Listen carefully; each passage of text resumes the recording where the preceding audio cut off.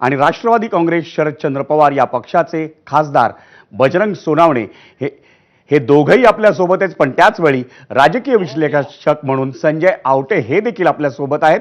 या तिघांची आपल्याला चर्चा करायची। निलेश, तो आपल्यासोबतच राहा। माझा पहिला प्रश्न अर्थातच राजकीय विश्लेषक संजय आवटेंना असणार आहे। आवटे सर, कसं बघायचं या घडामोडीकडे? कारण अजित पवार यांच्या निधनानंतर पवारांच्याच घरात पक्षाचं नेतृत्व राहावं आणि विधिमंडळ पक्षाचं नेतृत्व राहावं या दृष्टीनं निर्णय होताना दिसतोय। अद्याप प्रदेशाध्यक्ष सुनील तटकरे यांनी ते कन्फर्म जरी केलेलं नसलं तरी त्या दृष्टीनं निर्णय होतोय, कारण आमदारांची भावना, जनभावना हे लक्षात घेऊन सुनेत्रा पवार यांना विधिमंडळ पक्षाचं नेतृत्व देण्यात येणार आहे आणि ते पाहता उपमुख्यमंत्री पदाची शपथ देखील त्याच घेतील आणि यानंतरच्या काळात राष्ट्रीय अध्यक्षपदाची सूत्र देखील त्यांच्याकडे जाताना दिसत आहेत। संजय सर,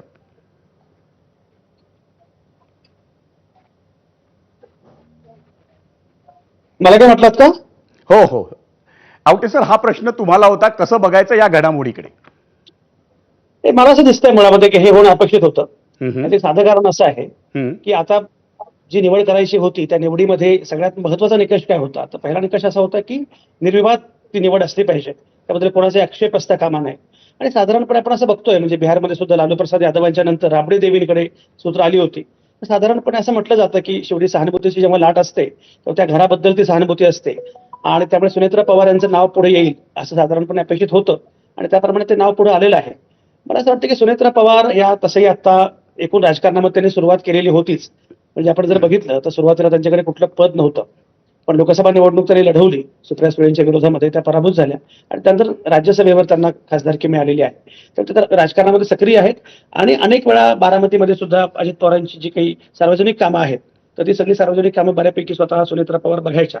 तर त्यांचं नाव पुढे येईल अशी अपेक्षा होती, कारण पार्थ आणि जय हे तुलनेनं फारच अगदीच तरुण आहेत, अनुभवी आहेत, त्यामुळे त्यांच्याबद्दल काही शक्यता नव्हती आणि त्यामुळे इतर कुठल्याही नेत्याचा विचार करण्याऐवजी सुनेत्रा पवार यांचा विचार होईल असं बोललं जात होतं।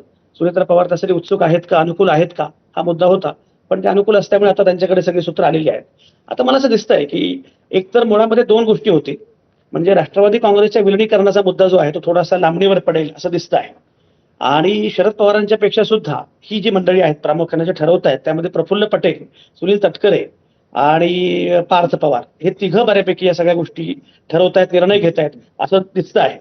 त्यामुळे सुनेत्रा पवारांकडे जरी पद गेलं प्रत्यक्षामध्ये तरी सुद्धा प्रत्यक्ष कारभार त्या चालवतीलच, पण त्यांच्यासोबतच या तिघांचं महत्व जास्त असणार आहे। प्रफुल्ल पटेल, सुनील तटकरे आणि पार्थ यांचं महत्व जास्त असणार आहे असं दिसतं आहे। अर्थात चर्चेत आपण या वेगवेगळ्या मुद्द्यांवर प्रकाशझोत नक्कीच टाकूया।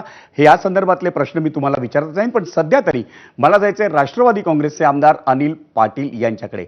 अनिलजी, एक राजकारणातलं एक वेगळं वळण, खऱ्या अर्थानं नाजूक अशा वळणावर तुम्ही आहात, तुमचा पक्ष आहे, कारण या पक्षाचा नेता, उपमुख्यमंत्री आपल्या राज्याचे अजित पवार यांचं दुर्दैवी निधन झालंय आणि या वळणावर असताना एक आमदार म्हणून, अर्थात उद्या तुमची बैठक आहे, तुमच्या मनात या क्षणी नेमकं काय आहे?